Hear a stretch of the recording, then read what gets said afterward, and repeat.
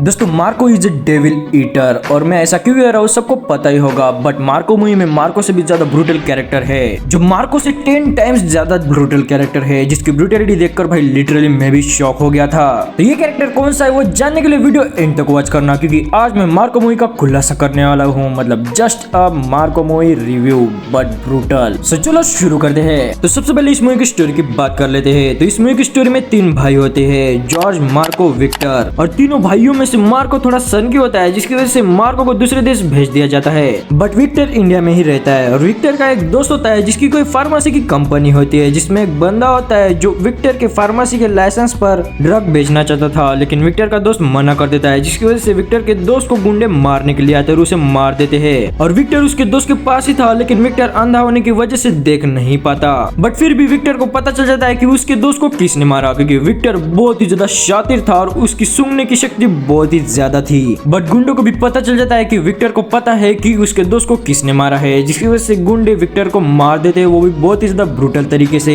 मतलब विक्टर को एक केमिकल की मदद से बहुत ही ज्यादा ब्रूटल तरीके से मारा जाता है। और विक्टर की मरने की खबर मार्को को पता चल जाती है और मार्को बहुत ही ज्यादा सैड हो जाता है। मतलब भाई मार्को के बहुत ही ज्यादा पास था विक्टर। फिर मार्को इंडिया आता है और चर्च में आ जाता है, जहाँ पर मार्को कहता है कि जिसने भी मेरे भाई को मारा है मैं उसे रेत में गाड़ दूंगा।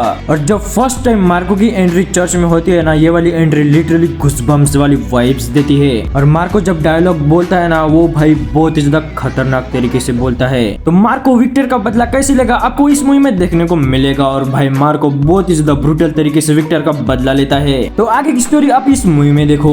तो जिसको भी एनिमल मूवी की ब्रूटलिटी बहुत ही ज्यादा लग रही थी, तो वो एक बार मार्को को देख ले। मतलब भाई संदीप रेड्डी वांगा भी ऐसी मूवी नहीं बना सकते, इतनी ज्यादा ब्रूटल मूवी बना दी है मार्को। और किल के बारे में तो मैं कुछ बोल ही नहीं सकता, मतलब किल इसके बराबर की है ही नहीं। मतलब इसके लेवल पर किल तो भाई कहीं पर भी नहीं दिखती। और जब मैंने पहली बार सालार देखी थी, तब मैंने देखा था कि सालार एक बंदे को बहुत ही ज्यादा खतरनाक तरीके से काट डालता है। मतलब उस बंदे का सिर ही काट डालता है सालार। और इस सीन को देखकर लिटरली मेरे घुसबम्स आ गए थे। बट जब मैंने मार्को की सीन्स देखे, तब भाई मुझे लगा कि ये सालार कुछ भी नहीं है मार्को के आगे। और मार्को मूवी में ब्रूटलिटी आपको पहले इतनी ज्यादा देखने को नहीं मिलेगी, लेकिन एंड में इतनी ज्यादा ब्रूटलिटी बढ़ जाती है जिसे देखकर भाई लिटरली आप वॉमिटिंग कर दोगे। बट मुझे कुछ वॉमिटिंग जैसा महसूस नहीं हुआ, लेकिन ये मूवी मुझे इम्प्रेस जरूर कर गई। तो इस मूवी की लास्ट की फाइट तो तब शुरू होती है जब मार्को गुंडे के बाप को मार देता है बम से। मतलब पूरी प्लानिंग करके गुंडे के बाप को बम से उड़ा देता है मार्को। बट गुंडे का एक भाई भी होता है जिसका नाम होता है साइरस। और साइरस इतना ज्यादा ब्रूटल है कि तुम विश्वास नहीं करोगे। मतलब मार्को कुछ भी नहीं साइरस के आगे। तो जैसे साइरस को पता चलता है कि मार्को ने उसके बाप को मार दिया, वैसे ही साइरस मार्को के घर पर चला जाता है।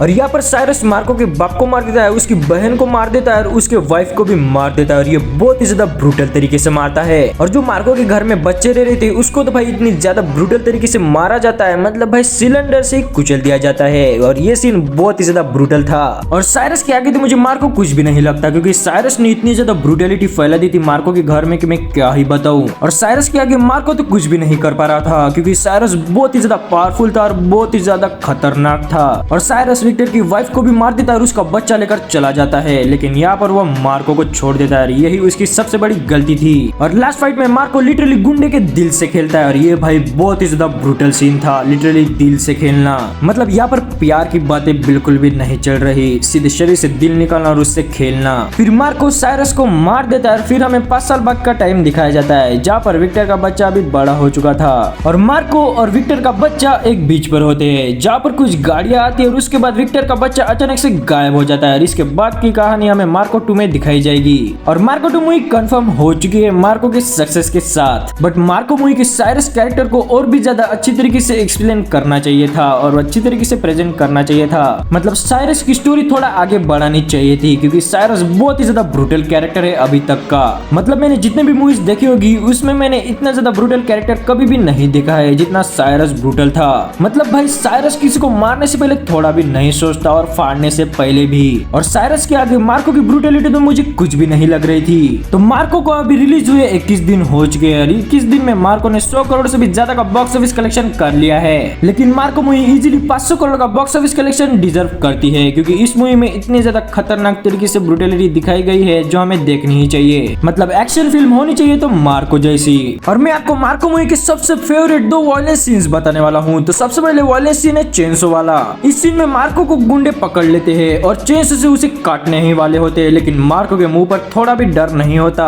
फिर गुंडे मार्को के दोस्त का हाथ काट देते हैं। उसके बाद मार्को पर ये चाकू से हमला करते हैं, बट मार्को चाकू से उन पर ही हमला करता है और बहुत ही ज्यादा खतरनाक फाइट लड़ता है। और इस चाकू से मार्को चेंसो वाले को भी काट देता है और उसके बाद वो चेंसो अपने हाथ में लेता है और उसके बाद चेंसो से भाई बहुत ही ज्यादा खतरनाक वायलेंस सीन दिखता है। और दूसरा वायलेंस सीन है साइरस का, जो लिटरली बहुत ही ज्यादा ब्रूटल है और इस सीन के बारे में मैंने बता दिया है। और इस मूवी की आप गाड़ियां बिल्कुल भी इग्नोर नहीं कर सकते, क्योंकि इस मूवी में हमें बहुत ही ज्यादा ढांसू गाड़ियां दिखाई गई है। क्योंकि इस मूवी में मेरी ड्रीम कार्स भी है, जैसे कि डिफेंडर, जी वैगन और रेंज रोवर। और भाई इसमें बहुत ही ज्यादा खतरनाक तरीके से ये गाड़ियां प्रेजेंट की गई है। वैसे तो हर गैंगस्टर मूवी में हमें ये लग्जरी गाड़ी देखने को मिलती है, लेकिन मार्को जब इस गाड़ी को चलाता है ना भाई, तब बहुत ही ज्यादा खतरनाक वाइब आती है। मतलब एनिमल से भी खतरनाक वाली फील इस मूवी में आई है मुझे जी वैगन और रेंज रोवर एंड अपनी डिफेंडर देखकर। और हमें मार्को 2 में विलन के रोल में देखने को मिल सकते हैं विक्रम, और विक्रम बहुत ही अच्छे एक्टर है। अगर वो मार्को 2 में विलन के रोल में आए तो भाई मजा ही आ जाएगा।